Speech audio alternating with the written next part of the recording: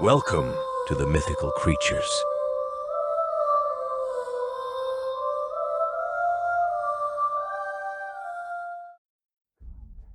Who said that there is no female power in war? Although healthy and muscular men with huge swords symbolize the fighting fantasy, women always stand next to them. Warriors who combine femininity and strength are often underestimated. Men are embarrassed to show interest in an aggressive woman with a sword.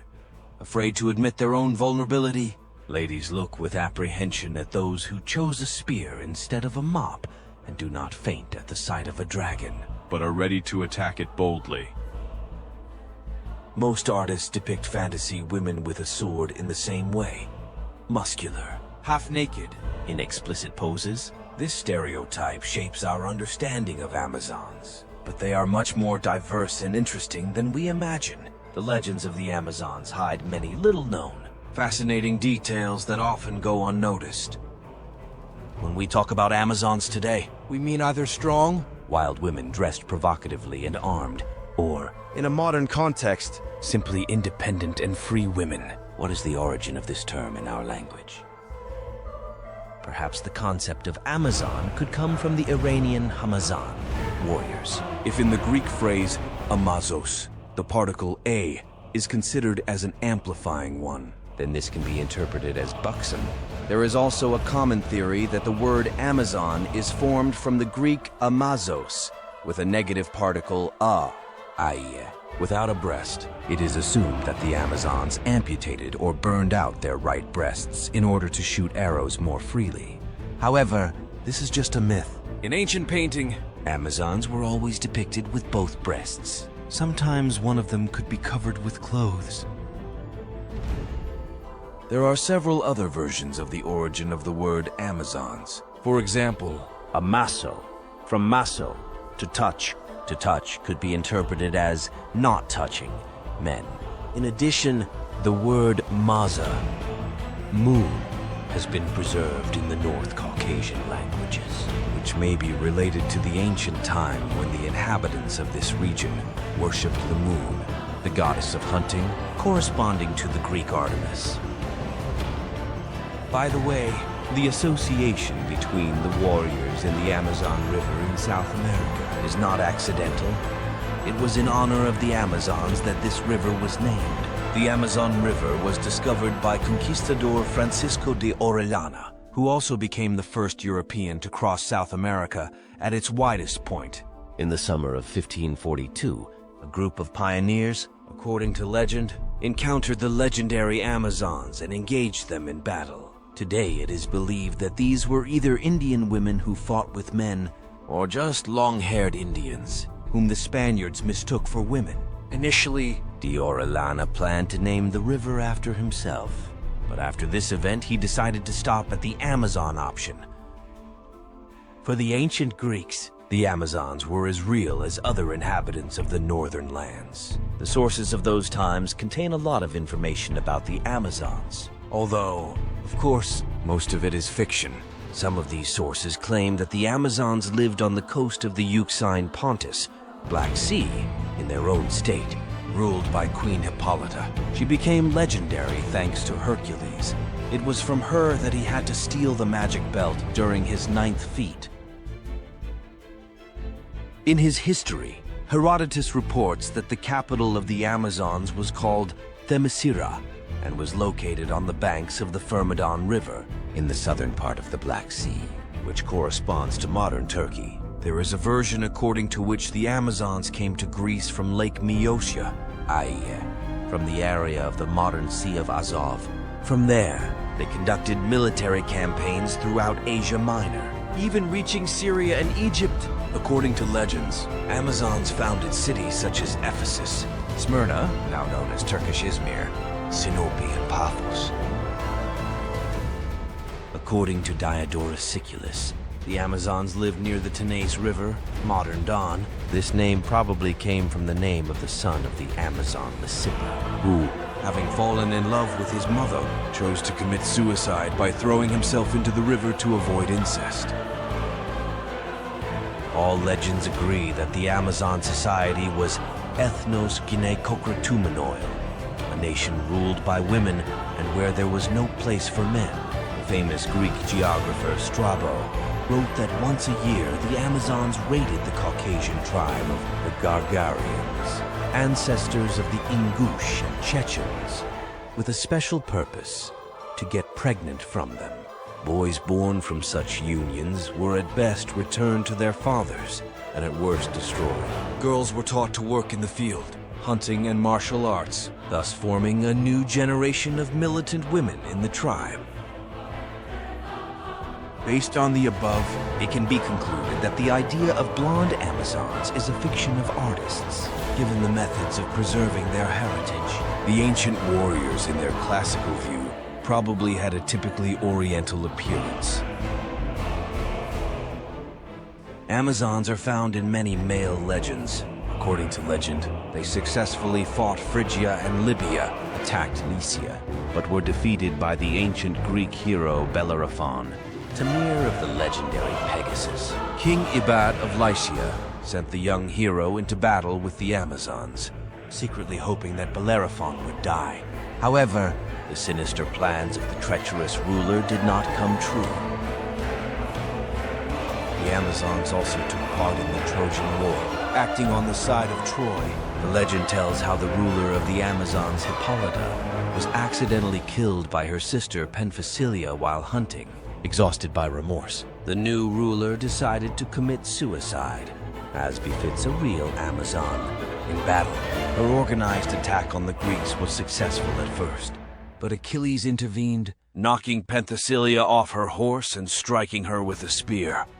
The military strength of the Amazonian state was so great that they easily besieged Athens and even penetrated into the city when Theseus, the ruler of Athens, kidnapped their queen Antiope, who, in fact, was a trophy during the campaign of Hercules for Hippolyta's belt.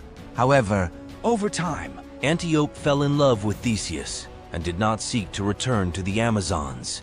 During the battle, Antiope sided with her lover and was accidentally killed by her fellow tribesmen, after which the confrontation between the Amazons and the Athenians stopped.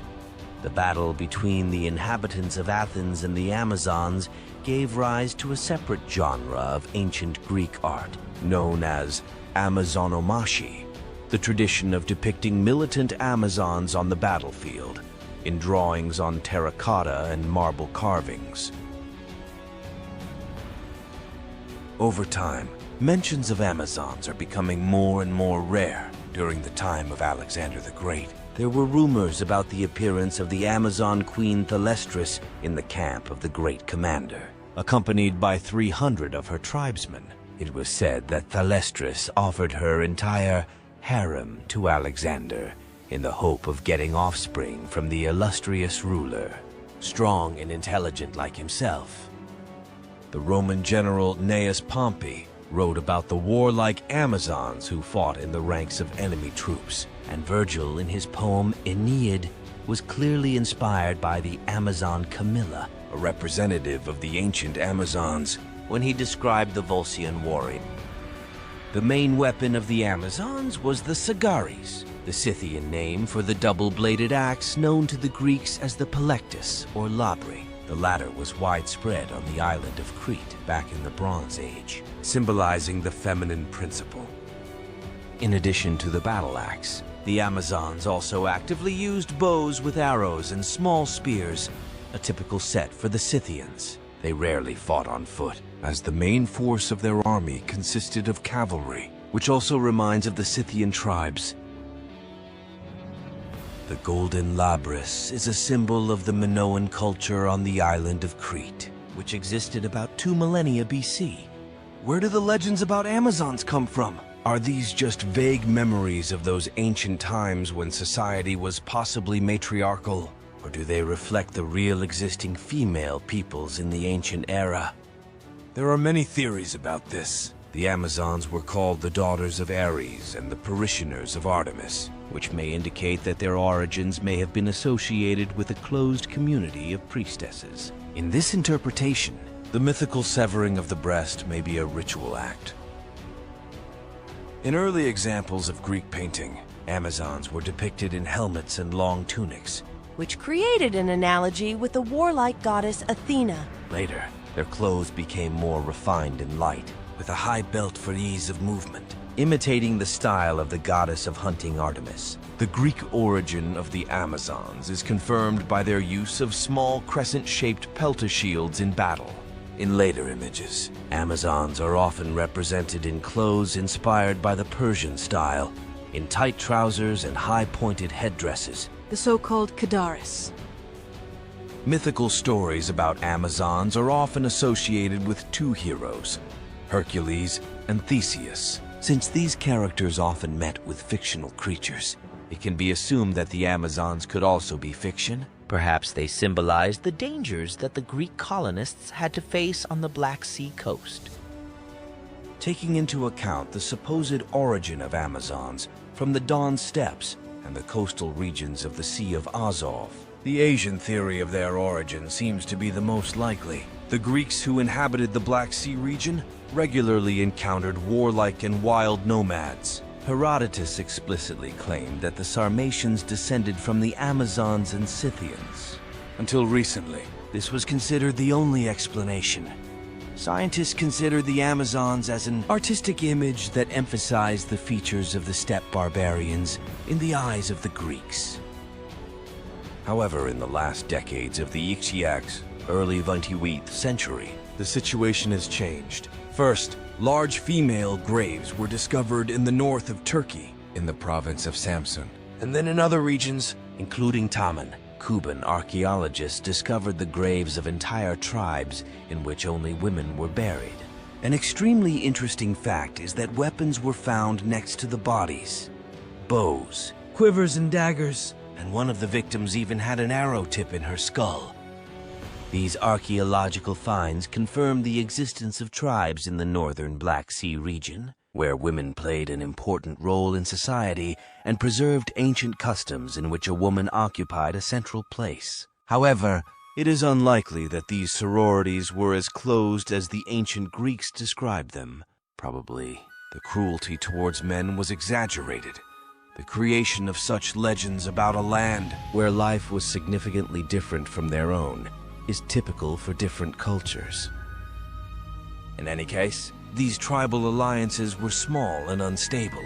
The ancient customs of the matriarchy, which miraculously survived to the new era, could not resist the campaigns of Alexander the Great, cultural mixing and mass migrations of peoples in the 4th-7th centuries. It was at this time that the Amazons, being a unique combination of truth and myth, ceased to exist. Interestingly, militant women have been popular throughout all eras and on all continents. For example, King Chandragupta Maurya, 322-328 BC, the first to unite a part of India into a single state, had an unusual Greek giantess in his guard. Almost 2,000 years later, the rulers of fragmented Indian states, such as the Nizams, kings of Hyderabad, used a similar practice. It is also known that the royal family of Kandy in Sri Lanka was guarded by a small army of female archers. In Europe, women from Celtic and Germanic tribes often fought on the battlefield with their husbands. Roman historian Cornelius Tacitus reports that there were more women than men in the army of Boudicca, The legendary queen of the Iceni tribe, who led Britain's uprising against the Romans in 60 BC.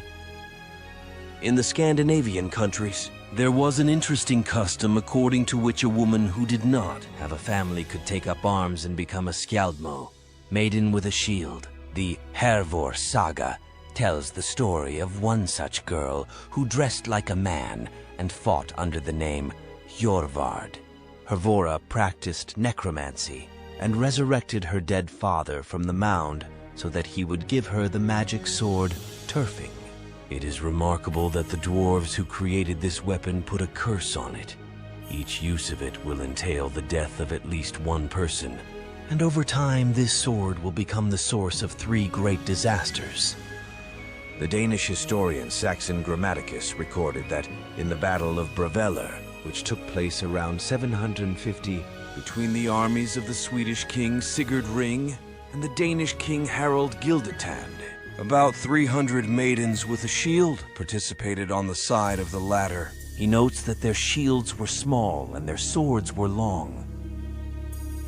In medieval chivalric legends of Europe, armed women are often found hiding their true identity from others. One of the most famous female knights is Bradamante, the sister of the famous knight Renaud de Montauban. Her stories became part of two key poems of the Italian Renaissance: Orlando in Love by Matteo Maria Boiardo, 1495, and its sequel Furious Orlando by Ludovico Ariosto, 1516.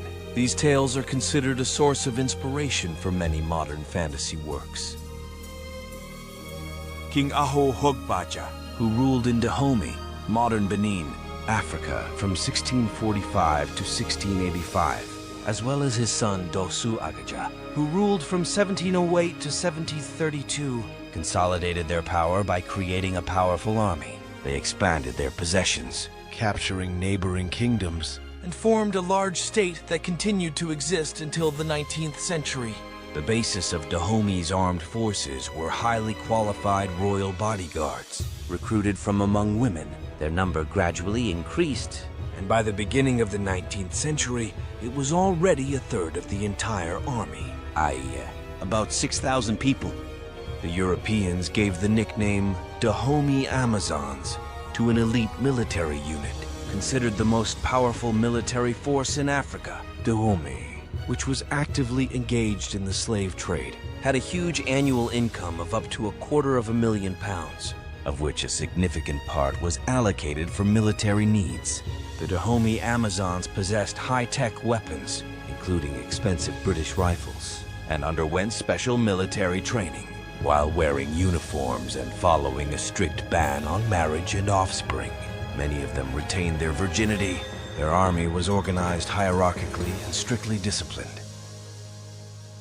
In 1890, after long and bloody battles, Dahomey was conquered by the French Foreign Legion, as a result of which the Amazonian army was disbanded. The last of them died in 1979. Until the beginning of the 20th century, Amazons most often appeared in literature as special opponents of male protagonists. The stories required men to overpower them or find a way to humiliate them, thereby demonstrating the superiority of masculinity over their belligerent femininity. In the fantasy literature of the 20th century, the image of Amazons gradually became more and more attractive. Today, they are most often represented as beautiful and strong warriors living in closed communities. Modern Amazons come out to confront men not so much in order to defeat them, but in order to subsequently become their allies in a common cause. The change in the perception of Amazons is understandable. If we honestly look at the essence of things, it becomes clear that angry, aggressive, and introverted women are not a natural property, but rather the result of our influence, men. It is important to remember that justice, like the woman with the sword, carries a deep symbolism.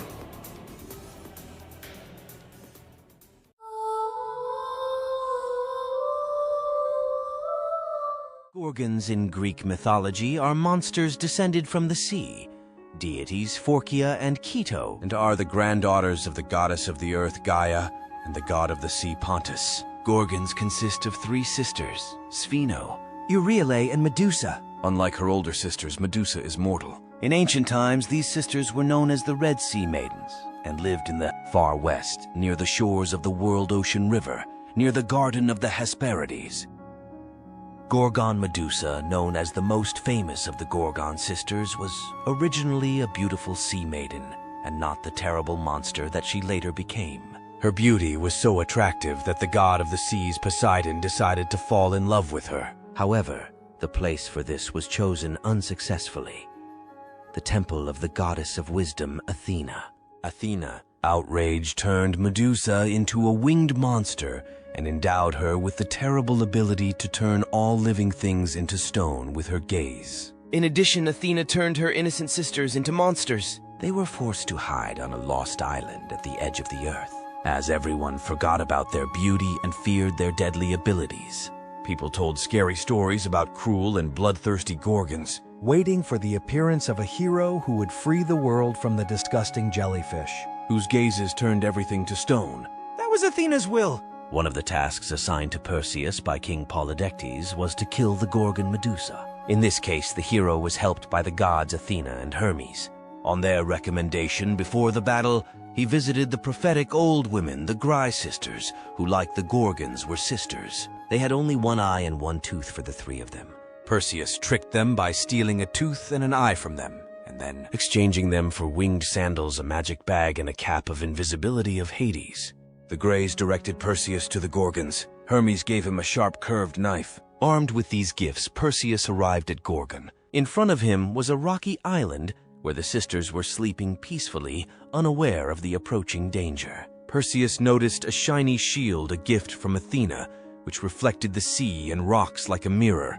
He felt joy realizing that he was now able to fight the Gorgon Medusa. The young man sent down the sword, flashed, and the head of the jellyfish appeared in his hands. Scarlet blood flowed from the decapitated neck from which Pegasus and Chrysaor emerged. They soared into the sky and disappeared from sight. The drops of blood that fell on the sands of Libya turned into venomous snakes that destroyed all wildlife. A local legend says that corals arose from the flow of blood that got into the ocean. Perseus put the head of the jellyfish in his bag and walked away. The Gorgons, Steno and Uriel, woke up, saw the headless body of their sister, and realized that Athena had carried out her revenge. They prayed over the island seeking revenge on the murderer, but Perseus, hidden under an invisible cap, flew away, taking the trophy with him. Athena collected the blood of the Gorgon Medusa, which has both destructive and healing properties, into 2 vessels and bestowed them on the famous healer Asclepius, who was revered as the founder of medicine. With the help of Medusa's blood taken from the left side of her body, Asclepius could bring people to life.